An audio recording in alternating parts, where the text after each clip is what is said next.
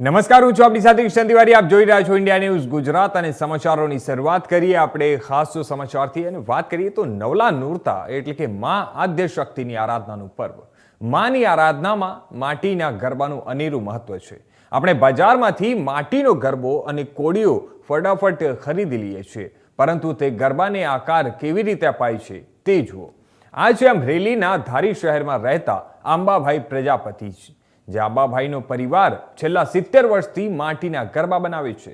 નવરાત્રિના 3 મહિના અગાઉ તેઓ કામની શરૂઆત કરે છે અને સૌપ્રથમ માટીના કોડિયા બનાવે છે અને ત્યારબાદ ગરબા બનાવવામાં આવે છે.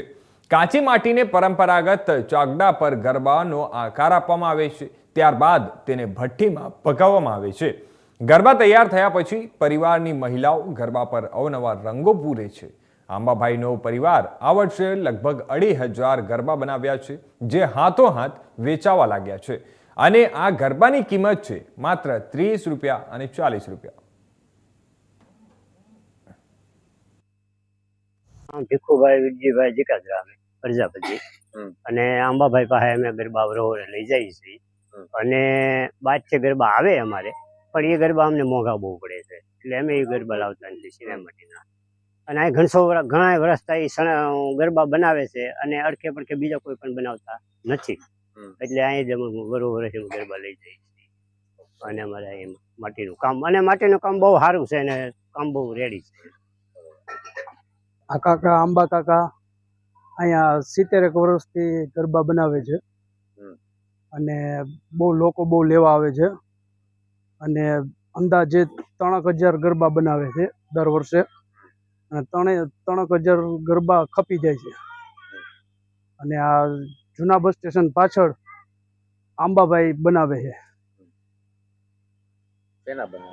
માટીના બનાવે છે અને બહુ સારું કામ છે.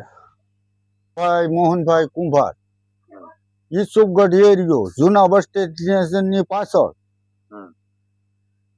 ગરબા બનાવવું, માટલા બનાવવું અને બીજું કામે કરવાનું, બીજું જૂનું કામે.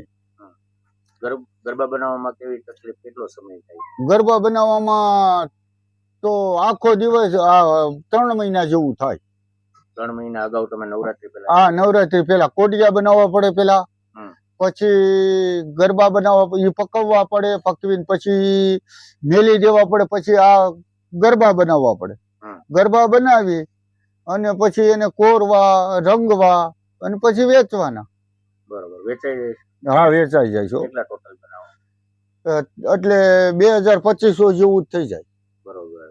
રોજી રોટી અમારું પૂરી રહે? હા, રોજી રોટી અમારી હાલ્યા કરે છે આખા પરિવારની. સમાચારમાં હવે આગળ આપણે વાત કરીએ તો પાલનપુર અમદાવાદ હાઈવે સુધી માતા